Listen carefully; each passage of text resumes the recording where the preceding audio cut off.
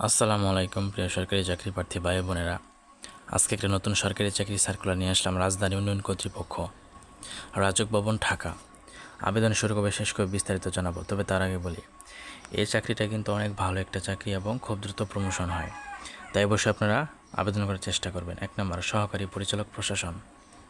5 জনকে নেবে, 32 বছর সর্বোচ্চ বয়স, দ্বিতীয় শ্রেণীর স্নাতক সম্মান সহ দ্বিতীয় শ্রেণীর স্নাতকোত্তর ডিগ্রি।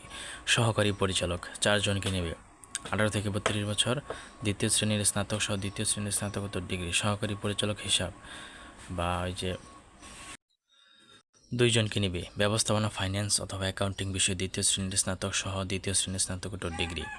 4 নম্বর, সহকারী পরিচালক জনসংযোগ ও প্রোটোকল, 32 বছর বয়স, 1 জনকে নেবে।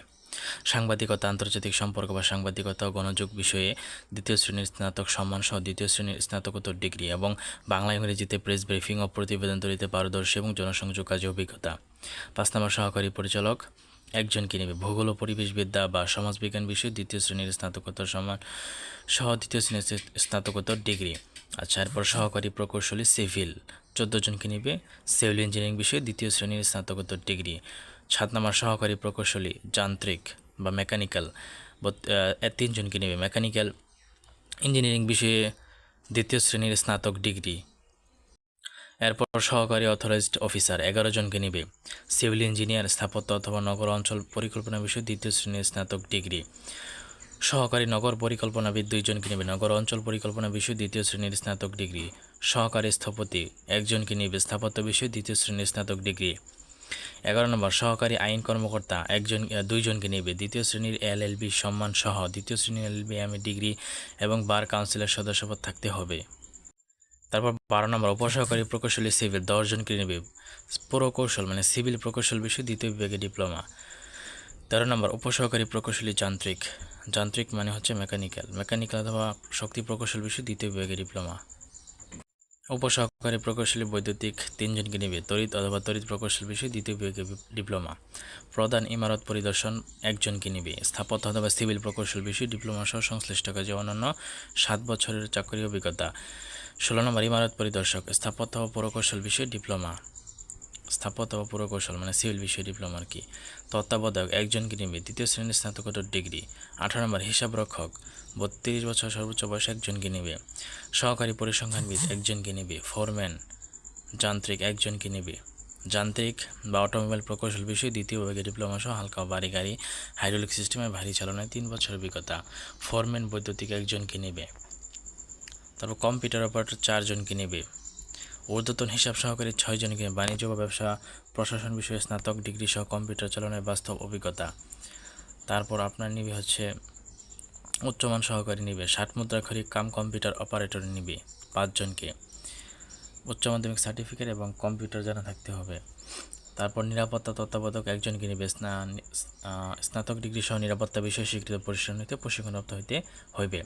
সার্ভের 11 জনকে, 4 বছরের মধ্যে survey diploma. Operator heavy vehicle 2 জনকে নেবে, উচ্চ মাধ্যমিক সার্টিফিকেট বা সমানের পরীক্ষা উত্তীর্ণ এবং অটোমোবাইল বা মেকানিক্যাল ট্রেড কোর্স, হালকা ও ভারী গাড়ি হাইড্রোলিক সিস্টেম 3 ভারী গাড়ি চালানো, যন্ত্রপাতি মেরামত রক্ষণাবেক্ষণ কাজে 3 বছরের অভিজ্ঞতা। তারপর হচ্ছে অফিস সহকারী কাম কম্পিউটার অপারেটর 13 জনকে নেবে, কনিষ্ঠ হিসাব সহকারী 10 জনকে নেবে। তারপর আপনার ট্রান্সপোর্ট সুপারভাইজার উচ্চ মাধ্যমিক সার্টিফিকেট ও সমানের পরীক্ষায় উত্তীর্ণ অটোমোবাইল ট্রেড কোর্সে সার্টিফিকেট এবং সংশ্লিষ্ট কাজে বাস্তব অভিজ্ঞতা। তারপর আপনার হচ্ছে ট্রেসার রেখাকার, এটা 5 জনকে নেবে, উচ্চ মাধ্যমিক সার্টিফিকেট বা সমানের পরীক্ষা উত্তীর্ণ সহ ভোকেশনাল সিভিল বা আর্কিটেকচার ড্রাফটিং সার্টিফিকেট সহ বাস্তব অভিজ্ঞতা। ঠিক আছে, তো এখন আমরা পড়ব নিম্নবর্ণিত শর্তাবলী আবেদন ফর্ম পূরণ ও পরীক্ষা অংশগ্রহণের ক্ষেত্রে অবশ্যই অনুসরণ করতে হবে। রাজধানী উন্নয়ন কর্তৃপক্ষ কর্মচারী চাকরি বিধিমালায় তো নিয়োগ প্রক্রিয়া সম্পন্ন করা হবে। আচ্ছা, প্রার্থীকে অবশ্যই বাংলাদেশের নাগরিক হতে হবে এবং 7/2026 থেকে প্রার্থীর বয়স সীমা বিজ্ঞপ্তির 4 নং কলামের বর্ণনা অনুযায়ী হতে হবে। বয়সের প্রমাণের ক্ষেত্রে এফিডেভিট গ্রহণযোগ্য নয়। নিয়োগের ক্ষেত্রে কোটা সংক্রান্ত সরকারি নিয়মিত। আচ্ছা, এরপর আপনার ভাইবার সময় কী কী কাগজপত্র লাগবে। পরীক্ষা হবে লিখিত এবং ব্যবহারিক প্রযোগের ক্ষেত্রে, তারপর ভাইবা হবে। তো লিখিত পরীক্ষায় আপনারা জানেন কি কোনো কাগজপত্র লাগে না, শুধু অ্যাডমিটটা লাগে। আর আমাদের যেটা ভাইবার সময় নিয়ে যেতে হবে মূল কপি, ওকে, মূল কপি প্রদর্শন আপনাকে দেখাতে হবে এবং 1 কপি সত্যায়িত ফটোকপি কিন্তু আপনাকে নিয়ে যেতে হবে। আর কী কী কাগজপত্র লাগবে, সকল শিক্ষাগত যোগ্যতা সনদের সত্যায়িত কপি, প্রার্থীর জাতীয় পরিচয়পত্রের সত্যায়িত কপি, প্রযোজক হচ্ছে কম্পিউটার জ্ঞানের সমর্থনের সনদের সত্যায়িত কপি, চাকরির আবেদন ফর্মে উল্লেখিত স্থায়ী ঠিকানা, নিজ জেলা, জাতীয়তা অর্থাৎ চারিত্রিক সনদ, নাগরিকত্ব সনদ এগুলো লাগবে আর কি। তারপর আপনার হচ্ছে আবেদনপত্র অ্যাপ্লিকেন্টস কপি লাগবে, আচ্ছা এগুলাই লাগবে আর কি। আর মা বাবার আইডি কার্ডের ফটোকপি, সত্যায়িত ফটোকপি হলে আপনারা নিয়ে যাবেন। আবেদন সংক্রান্ত নিয়মাবলী, পরীক্ষা অংশগ্রহণের ক্ষেত্রে ইচ্ছুক প্রার্থীগণ এত ওয়েবসাইটে প্রবেশ করে আবেদন ফর্ম পূরণ করতে পারবেন।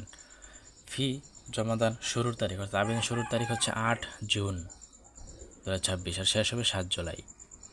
ওকে, ইউজার আইডির মাধ্যমেই করতে হবে। আর আপনারা জানেন ফটো 300x300 পিক্সেল আর স্বাক্ষর 380। ওকে, এবার আবেদন আপনারা করে ফেলবেন। আর কোন পদে কত টাকা? 1 থেকে 17 নং ক্রমিকের জন্য 200 আপনার 23 টাকা 1 থেকে 17 নং। আর 18 থেকে 21 নংয়ের জন্য আপনার 100 আপনার টাকা 68 টাকা। আর 22 থেকে 31-এর জন্য 112 টাকা। আর 32 নংয়ের জন্য ফি বাবদ 56 টাকা সর্বমোট 56 টাকা আর কি। আচ্ছা, তো এটাই আর কি। তো আবেদন করার 3 দিনের মধ্যে কিন্তু আপনাকে ফি প্রদান করতে হবে। ওকে, আচ্ছা, আর প্রথম SMS দ্বিতীয় SMS কি আসবে এটাও কিন্তু বিস্তারিত এখানে লেখা আছে, আপনারা একটু বিস্তারিত পড়ে নেবেন। তারপর আছে ইউজার ডিক্লারেশন।